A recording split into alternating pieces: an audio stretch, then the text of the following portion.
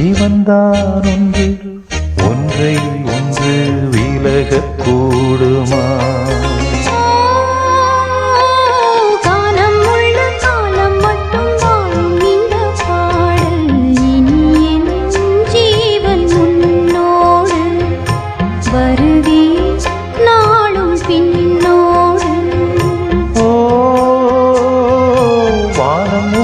காலம் மட்டும் வாழும் இந்த காதல் இதுதான் தேவன் ஏற்பாடு. இணைத்தான் பூவை காற்றோடு. பூமுடிக்கும் நாள் வரைக்கும் காத்திருப்பேன்.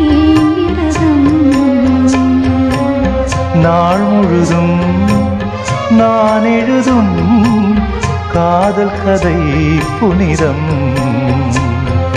ஓ